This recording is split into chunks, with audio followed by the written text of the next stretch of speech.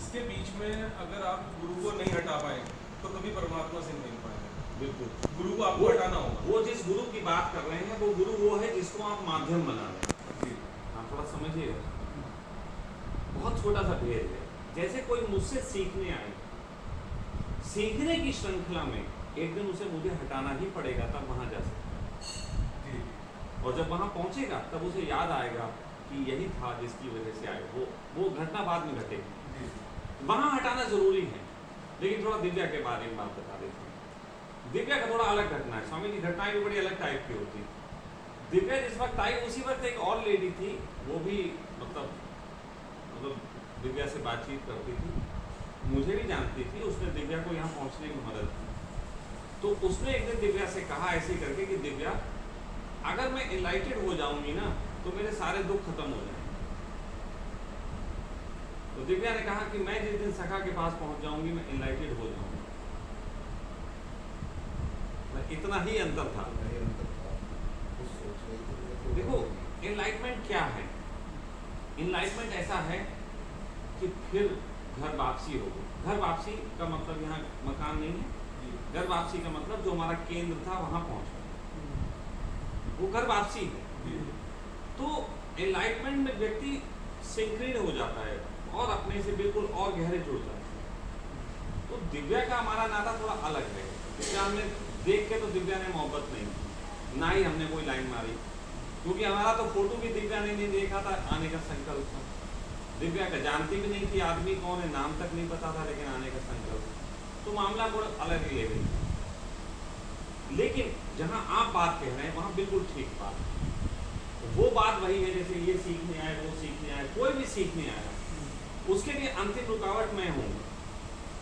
लेकिन अंतिम रुकावट का मतलब ये नहीं है कि वो मुझे गाली दे के पार हो सकता। वो गिरना होगा, ये भी समझ लीजिए। ये सही बात। अंतिम रुकावट उसकी मैं दूर करूंगा। अंतिम रुकावट वो नहीं दूर कर पाएगा, वो नहीं कर पाएगा। अंतिम रुकावट जो मैं धक्का दूंगा वो मुझे ही पता है। ओशो ने बहुतों को धक्का दिए। आप देखो आज शीला को लोग एनलाइटेड मानते हैं, लेकिन उस शीला को अपने से दूर ओशो ने किया। आप समझ रहे हो बात? उस शीला को ओशो ने अपने से दूर किया और शीला बहुत दिनों बाद समझ पाई कि ओशो ने, कुछ दिनों तक शीला भी विरोध में रही। ये बात बाद में समझ में आया कि ओशो ने उसे दूर रह के क्या दिया। वो दूर कब करना होता है? दूर की भी स्थितियां हैं। दूर की कोई ऐसा मामला नहीं है कि ये हमें पकड़ रहा दूर करो। दूर तब करना पड़ता है जब वो व्यक्ति अपनी बुद्धि खो के हर बात में उंगली पकड़ने लगता है। इसे समझो।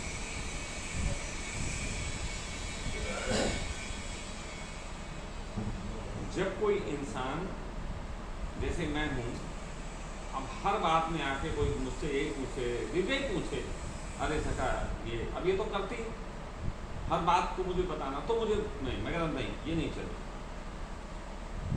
क्योंकि अब तुम जो है अपनी चेतना को खो रहे हो।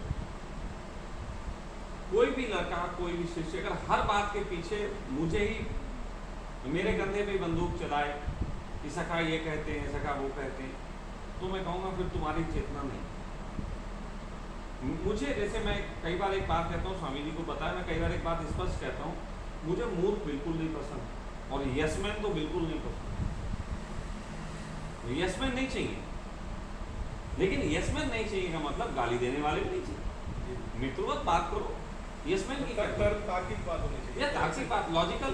जैसे बात आती है कि नॉनवेज नहीं खाना, मैं कहता हूँ लॉजिक बताओ ना क्यों नहीं खाना। अब लॉजिक है नहीं लोगों का। लॉजिक ये, वो तो जी धर्म ये कहता है। अरे भाई वो कोई बात हुई? या वो कहता है धर्म कहता है खाओ इसलिए खा रहे हैं, वो भी बात गलत है। दोनों गलत है। अगर नियम के तहत ना खाना गलत है तो नियम के तहत खाना भी गलत है। मैं तो कहता हूँ मेरे सामने आप 2 साल का बच्चा लाइए, मैं बता दूंगा कि कौन सम्मोहित है अपने धर्म से, कौन नहीं। हिंदू के बच्चे के हाथ में रखो प्रसाद कह के, वो ऐसे माथे लगा के खाए। और मुसलमान के बच्चे से इतना ही पूछना होगा अब्बा बोटी लाए या नहीं। अगर वो मुस्लिम का बच्चा है वो या तो हाँ बोलेगा या ना बोलेगा, और हिंदू का होगा तो कहेगा हाँ। क्योंकि वो कल्चर में आ गई बात। कल्चर तो जो चीज कल्चर में आ गई, कल्चर का मतलब होता है कि हमने उसमें अपना दे दिया, हमने उस पेड़ में अपना डाल दिया, दिस इज कल्चर। गुरु जो है तुम्हें कल्चर से मुक्त करता है, वो कहता है मैं देखूंगा कि कहां कहां पे कल्चर है,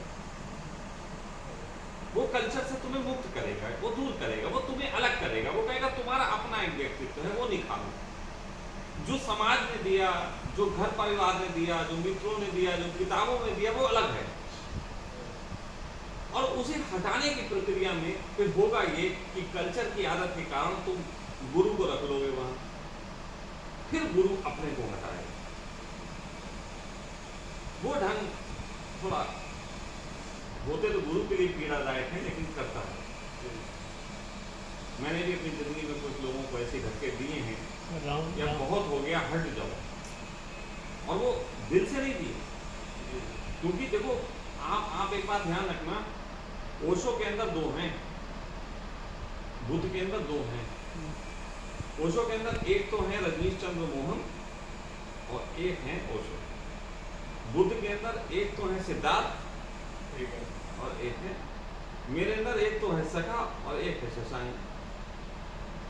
शशांक कभी नहीं चाहता किसी को दूर करना, लेकिन सखा को अगर लगे कि एक आदमी की चेतना मर जाएगी मेरे संग रहने में, तो मैं दूर करके भी उसकी चेतना बचाऊंगा, बहुत है ना। लेकिन दो बातें हैं, दर्द भी होगा मुझे, दर्द भी है ना, औरों को पिलाते रहते हैं और खुद प्यासे रह जाते हैं। ये पीने वाले क्या जाने पैमानों पे क्या गुजरी है ना। तो ये जो चीजें होती हैं, ये इतनी आपने आपने जो प्रश्न किया बहुत इंडिविजुअल प्रश्न है, ये बड़े अंदर तक छेड़ता है ना, ये बड़े अंदर तक हिलाता है। इसका दर्द हम ही जानते हैं। ये दर्द तो ऐसा है कि सच बात तो ये है कि जितना माँ को किसी बच्चे को जन्मदिन दर्द होता है, उससे ज्यादा दर्द होता है गुरु को शिष्य जन्मदिन। शिष्य का मतलब नहीं है कानों से सुन ले, शिष्य का मतलब नहीं है कि कहेगा मान ले।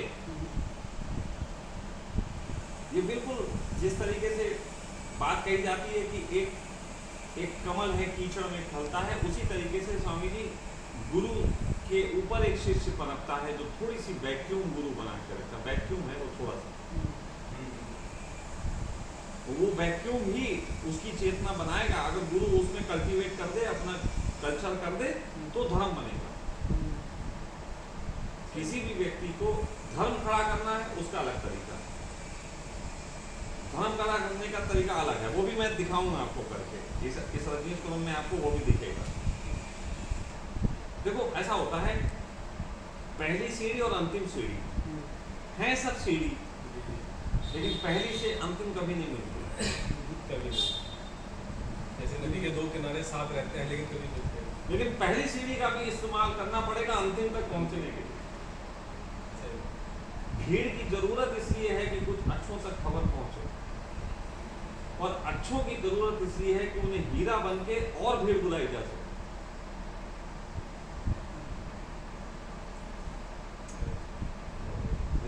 खेल जो है ना बड़ा सारा निराला है, वरना वाला पता लगा कि जैसे हमें होता ना, हमसे लोगों को दिक्कत कहाँ पे होती है। मैं बड़ा आम सा रहता हूँ, बड़ा आम सा। जैसे मैं बियर का गिलास लेके फोटो खिंचा लेता हूँ, साले बियर में बाली बोलते हैं या दिव्या के मेरे, लेकिन इसलिए नहीं करता कि मुझे बियर पीनी है, इसलिए नहीं मुझे बदनामी लेनी है, बल्कि इसलिए करता हूँ कि कोई व्यक्ति मुझसे ये ना सोचे कि छोटा है।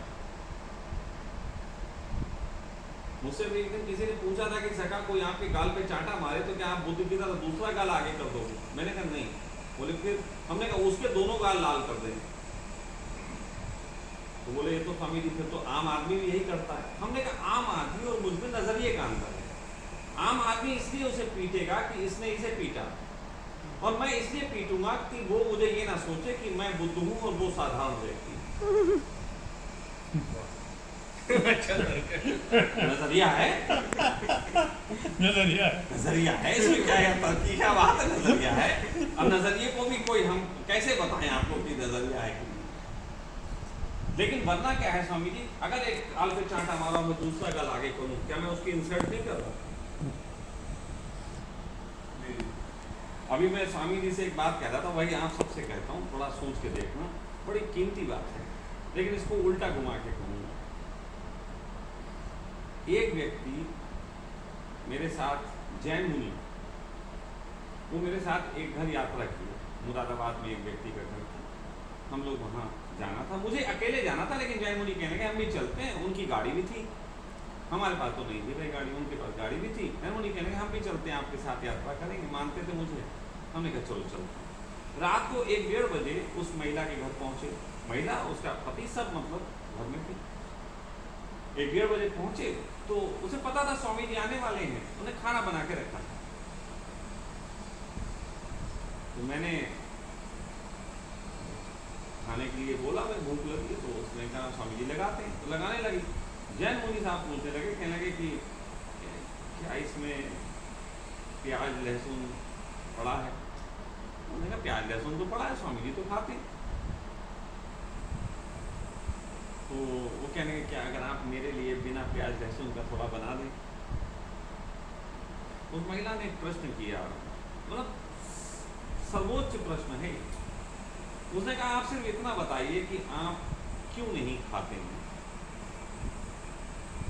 बोले भाई देखो ऐसा है कि धर्म के हिसाब से हिंसा गलत बात है, तो हम अहिंसा के पुजारी हैं, ये खाने में, मीट खाने में, प्याज लहसुन खाने में हिंसा होती है। तो उसने कहा मुनि जी अब हमें ये बता दीजिए, रात के 1:30 बजे -डिग्री टेम्परेचर लगभग पहुंच रहा है, 1-2 डिग्री हो गए, इतनी ठंड है, और आप किसी महिला को अपने लिए खाना बनाने को कहते हो, हिंसा नहीं है, हिंसा नहीं। आप विश्वास मानना, आश्रम जो जगह है दिल्ली में, आश्रम में उस मुनि का आश्रम था, लग्जरी आश्रम, मैं गया हूँ, और वो मुनि 2nd पोजीशन पे वहाँ मुनि थे, करोड़ों रुपए की जमीन पे वो आश्रम। आज वो मुनि, लास्ट टाइम की सूचना है 4 साल पहले की, अब तो पता नहीं, 4 साल पहले वो मुनि अजमेर शरीफ की दरगाह पे गिटार बजाते। इस औरत की बात ने उस आदमी को मुनि हटा दिया, खत्म कर दिया। कभी इतना असर करती है, असर नहीं करती, मौके की बात है। लेकिन बात ये भी है, अब इसी प्रश्न की जगह अगर नहीं उल्टा प्रश्न कर दिया जाए कि आपके घर में कोई आए, कोई हिंदू आए या जैन मुनि आए, आपको पता है कि जैन मुनि आया, क्या आप उसके सामने नॉनवेज लगाओ? बिल्कुल प्रश्न बिल्कुल साधारण सही है, लेकिन उल्टा घूम गया। अब आ गया बात उल्टा। अब आपने कहा नहीं लगाओ, यानी कि आपने अपने व्यक्तित्व में नुकसान पहुंचा।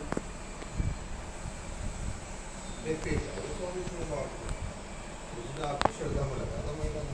मैं वही तो कह रहा हूँ, मैंने कहा ही नहीं मैं गया, मैंने कहा अब मुनि ही आए हैं, अब मुनि ही आए हैं, रात के 1:30 बजे भोजन है आपके पास, भोजन में आपके नॉनवेज पका हुआ है, जो कि पकता है। अब 2 बातें हैं, लगाते हैं तो हिंसा है, वे मुनि नहीं खाते, नहीं लगाते हैं तो झिझक है, दोनों बातें। अब आपको झिझक भी मारेगी और हिंसा भी मारेगी, और यही दुविधा सामान्य व्यक्ति के लिए धर्म जगत में भी है। मैं भोजन की यहाँ बात नहीं कर रहा, मैं सामान्य जगत में यही हिंसा है। आपको मालूम है, एक होता है फर्ज और एक होता है धर्म। हर जगह इस बात को लेके एक लड़ाई है।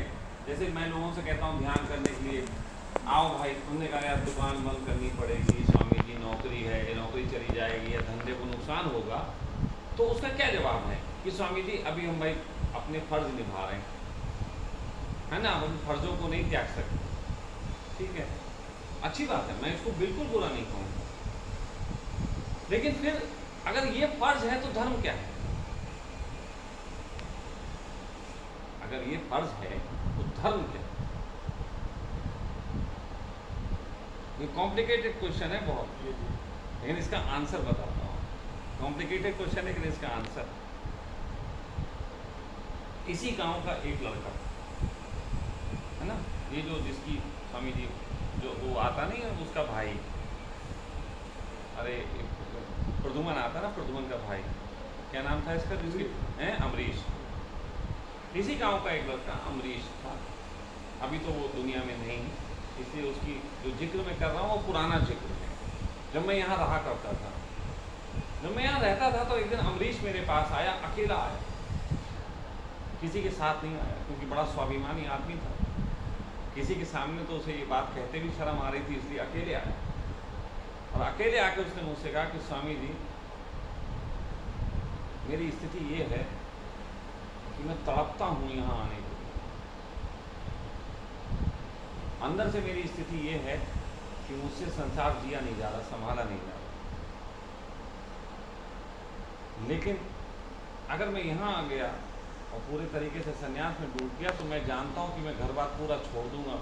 तो इस स्थिति में कि जब मुझे जिया भी नहीं जा रहा घर में, मतलब या तो मैं सुसाइड कर लूँगा या फिर शराब पीऊँगा या गलत रास्ते पे जाऊँगा, अब ऐसी स्थिति में मैं धर्म की तरफ भी नहीं आ पा रहा, धर्म के लिए करूँगा तो घर छूटेगा, घर छूटेगा तो घर को दिक्कत आएगी। तब मैंने उससे कहा, मैंने कहा बेटा ऐसी स्थिति में कहते हैं कि धर्म के लिए फर्ज त्यागे जा सकते हैं, क्योंकि अभी तुम फर्ज भी सही से नहीं निभा रहे हो, और यदि तुम आज फर्ज त्याग के धर्म की तरफ आते हो तो धर्म एक दिन तुम्हें इतना मजबूत कर सकता है कि तुम अपने धर्म के साथ साथ फर्ज भी निभा पाओ। मतलब धर्म और फर्ज ये एक ही सिक्के के दो पहलू हैं, ये अलग अलग नहीं है। लोगों को लगता है धर्म ये है, फर्ज ये है, दो अलग अलग हैं, असल में एक ही से जुड़े हुए हैं। अगर मैं हूं, आप मुझे देखें, अगर मैं एक जमाने में धर्म को नहीं अपनाया होता, जब फर्ज त्याग दिए थे, तो या तो मैं उस घर में सुसाइड कर लेता या मैं गलत काम करने लगता, जेल में होता, कुछ होता। और यही मैं उस समय फर्ज त्याग दिए, धर्म अपनाया, धर्म अपना के मैं इतना मजबूत हुआ कि सारे फर्ज निभाए। तो धर्म और फर्ज जो है ये दो अलग बिल्डिंगें नहीं है, एक ही सिक्के के आगे पीछे के हिस्से हैं और दोनों एक दूसरे से जुड़े हुए हैं। तो जब भी ऐसी कश्मकश हो, अब देखो, अब वही जवाब पे फिर आते हैं आपके वाले पे कि एक मुनि आए हैं, हमारे घर में नॉनवेज है, अंदर से ये है कि क्या मैं मुनि को लगाऊं। अगर मैं लगाता हूं तो मेरे अंदर से ये आ रहा है कि मैंने मुनि जी के सामने ये लगा दी, और यदि मैं नहीं लगाता हूं तो मैं अपने अतिथि के लिए भी यही है, सामान्य रूप से जो आपके यहाँ है प्रकट कीजिए। आपके बताइए कि ऐसा, मुझे देखिए मैंने कुरान में आयत पढ़ी नहीं है, लेकिन ऐसी आयत होगी जरूर कि आपके घर में जो उपलब्ध हो वो आप अपने अतिथि को लगाइए और उसका वही खाना फर्ज है। ऐसा होगा जरूर कहीं ना कहीं। देखिए उसके नहीं, दो बातें होंगी। एक बात तो ये होगी कि अगर आपके पास कुछ है जो उसके योग्य है तो दीजिए, अगर नहीं है तो आप जो है वो लगाइए। मैंने जहाँ तक समझा है स्वामी जी, इस्लाम ने कहा गया है कि आपके जितने भी धर्म के काम है उसमें आपको जैसे मान लीजिए हज पे जाना है, किसी की मदद करना है, सब निपटा के जाइए। नहीं, वो आप तब करना है, आपके पास पैसा हो तो आप हज पे जाइए, नहीं पैसा है तो मत जाइए। आपके पास पैसा है तो आप बलि दीजिए, नहीं पैसा है मत दीजिए। आपके पास पैसा है ज़कात दीजिए, वो सब है, वो सब। लेकिन अगर अतिथि घर पे आ जाए तो चाहे आपको कर्ज लेना पड़े, उसकी दस्तरखान उसके सामने नहीं, अब वहाँ पे बात दूसरी है ना। यहाँ पे बात ऐसी है, रात में फंस गया मामला ना, रात में कर्जा मिलेगा, अतिथि को भूख नहीं दिया, आप कर्जा नहीं लाएंगे मान के, इतनी देर नहीं। अब मैं यहाँ पे दूसरी बात कह रहा हूँ, एक ऐसा चीज दी गई है, एक ऐसी चीज है धर्म में, यही तो मैं बताना चाह रहा हूँ। एक छोटा सा पॉइंट है जिससे ना आप गुनहगार होंगे, ना आप उसका अपमान करेंगे, और फिर तीसरा मार्ग खुल जाएगा। वो मार्ग बताता हूँ। वो मार्ग वैसे तो दोनों तरफ है। पहला तरफ तो ये कि जो भी सन्यासी होता है और जो भी संकल्पी सन्यासी होता है, जैसे योगी अपना भोजन तय करता है कि मैं ये खाऊंगा ये नहीं खाऊंगा। सिर्फ योग ही एक ऐसा है पद्धति जिसमें नियम तय है, खाने पीने के नियम, बिस्तर के नियम, कपड़ों के साफ सफाई के नियम, ये योग में तय है। तो योगी सन्यासी अगर होता है तो वो अपना भोजन अपना चीवड़ जी और अपना आसन संग लेके चलता है, जी पहली बात। तो यदि कोई नियम वाला होगा तो उसका एक संकल्प तो उसका अपना है। फिर अतिथि की तरफ से बता रहा, अतिथि की तरफ से ये है कि देखिए हमारे घर में ये है, हमने आपके लिए है, यदि आप इसमें अपने को कंफर्ट ना पाते हो तो आप हमें बता सकते हैं कि हम आपके लिए क्या करें। इतनी सी बात, सिर्फ इतना से सारी दुविधा खत्म हो गई। दुविधा क्यों खत्म हुई? क्योंकि सिक्के का ये पहलू और ये पहलू हमने जोड़ दिया। अगर हम सिक्के को ऐसा करके देखते हैं कि ये पहलू अलग है, ये पहलू अलग है, तो जीवन में कभी मुक्ति नहीं। लेकिन ऐसे देखते हैं तो जोड़ने के लिए सिर्फ ये करना पड़ता है, यही। आप किसी भी जगह जहां झिझक रहे हो, जैसे एक ने कहा, मैं ऐसे बिल्कुल हट के बात बताता हूँ, एक ने कहा कि मेरी पत्नी से मुझे ये कहना है कि मेरे किसी और से अफेयर हो गया, मैं कैसे कहूँ? नहीं बताता हूँ तो गुनहगार लगती है, और बता देता हूँ तो भी गुनहगार हो जाता हूँ।